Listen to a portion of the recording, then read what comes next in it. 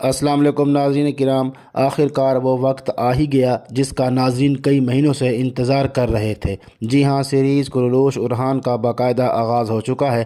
شروع میں ایسا لگا جیسے یہ سیریز عثمان بے کے بغیر کامیاب نہیں ہو پائے گی، لیکن شاندار اسکرپٹ، عمدہ اداکاری اور زبردست ایکشن مناظر نے ناظرین کے دل جیت لیے ہیں۔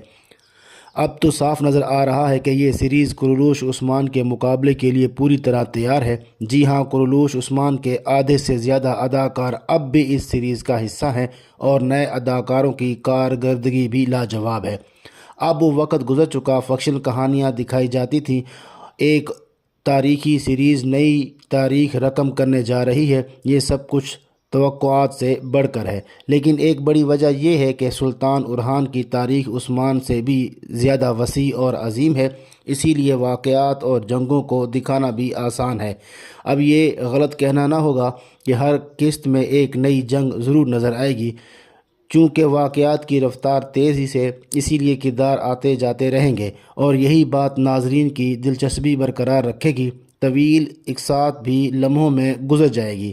ارحان بے جو نیا مرکزی کردار ہے، اس نے اپنے کردار کا پورا حق ادا کیا ہے۔ دوسری جانب ویلن کردار بھی بہت مضبوط ہیں جو ارحان بے کے لیے ایک کڑا امتحان ثابت ہوں گے اور نیکولا کی یاد تازہ کر دیں گے۔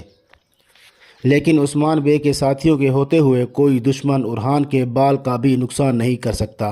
اگرچہ ارحان سیریز کا آغاز بہت طاقتور انداز میں ہوا ہے، مگر ناظرین کے چند شکایات بھی سامنے آئی ہیں، جیسے نیلوفر ملعون خاتون کے کردار کا ہلکا سا منفی تاثر، حالانکہ وہ تاریخ کے عظیم عثمانی خواتین تھیں جن کی مثال نہیں ملتی۔ آج کی مختصر ویڈیو میں ہم اگلی قسط کے ان تفصیلات پر بات کریں گے جو شاید آپ کو پہلے معلوم نہ ہو، اسی لیے ویڈیو کو آخر تک ضرور دیکھیے۔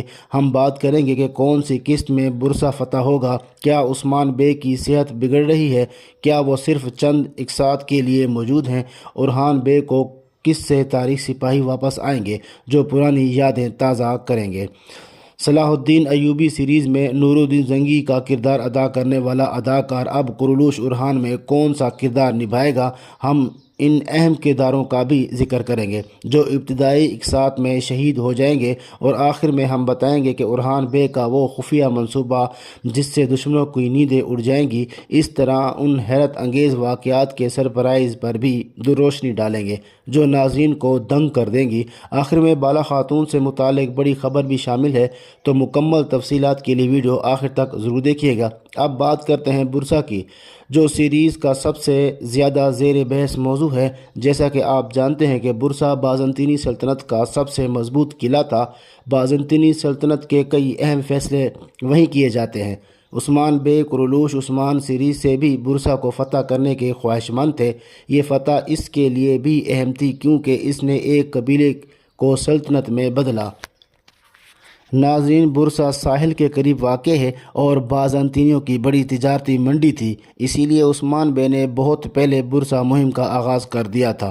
کراچا حصار جیسے قلعوں کی فتح بھی اسی محاصرے کا حصہ تھی۔ اب چونکہ ارحان قیادت کر رہا ہے، اس نے فلاسیوس کے بھائی کو مار کر بازنطینی صفوں میں خوف و ہراس پھیلا دیا ہے۔ یہ برسا کی فتح کی طرف پہلا قدم ہے۔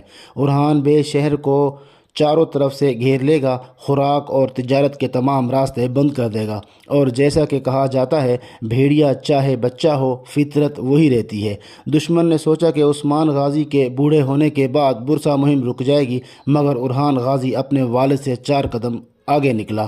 وہی رفتار، وہی جوش، وہی بغاوت، وہی جنون اب وہ بازنطینی حکمرانوں کے لیے سردرد بن چکا ہے۔ ناظرین، برسا کی فتح اگلی چند اقساط میں دکھائی جائے گی۔ جی ہاں، اب کہانی کھینچی نہیں جائے گی۔ ایک اہم بات یہ ہے کہ برسا تلوار سے نہیں بلکہ حکمت سے فتح ہوگا۔ قلعے کے گورنر خود ہتھیار ڈال دیں گے اور شہر کو ارحان بے کے حوالے کر دیں گے۔ ارحان بے براہ راست حملہ نہیں کریں گے کیونکہ برسا کی دیواریں بہت مضبوط ہیں۔ وہ رات کے حملوں سے دشمن کے رسید کے راستے کاٹ دے گا۔ بازنطینی فوج بھوک اور پیاس سے کمزور ہو جائیں گی اور آخر کار گورنر صلح کی پیشکش کرے گا۔ اگر تم ہماری جان و مال کی حفاظت کا وعدہ کرو اور شہروں کو نقصان نہ پہنچاؤ تو میں دروازے کھول دوں گا۔ اور تاریخ کے مطابق یہی ہوا۔ سن 1326 میں برسا کی دیواریں کھلے اور عثمانی فوج بغیر خون بہائے اندر داخل ہوئی۔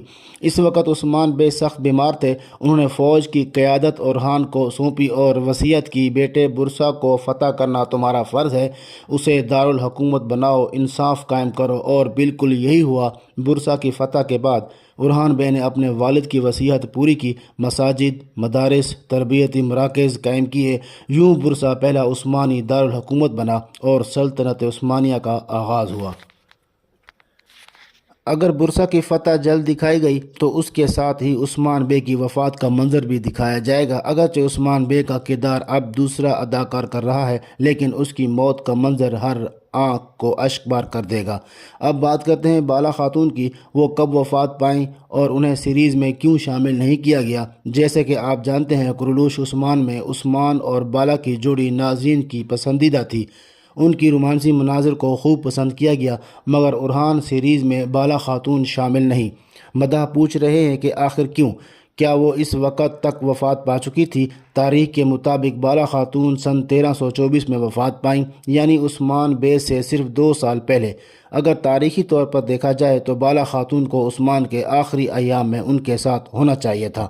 ناظرین، کیا آپ سمجھتے ہیں کہ بالا خاتون کو اورحان سیریز میں ہونا چاہیے تھا؟ کمنٹ میں ضرور بتائیے۔ اب چونکہ قرولوش اورحان میں اداکار مسلسل تبدیل ہو رہے ہیں، تو جلد ہی عثمان بے کے پرانے ساتھی بوران اور زیر کتائے برسا کی فتح کے دوران شہید ہو جائیں گے۔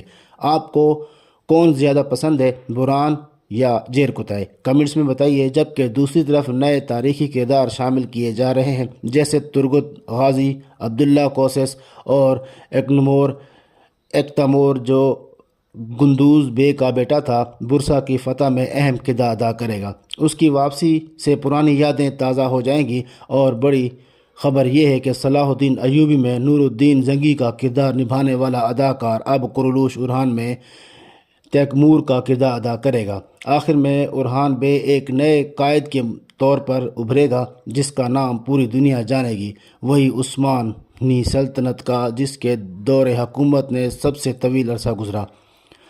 اور جیسا کہ آپ نے دیکھا، اس کے بیٹے قاسم اور سلمان بھی دکھائے گئے ہیں، جو اپنے دادا عثمان بے کے نقش قدم پہ چلیں گے۔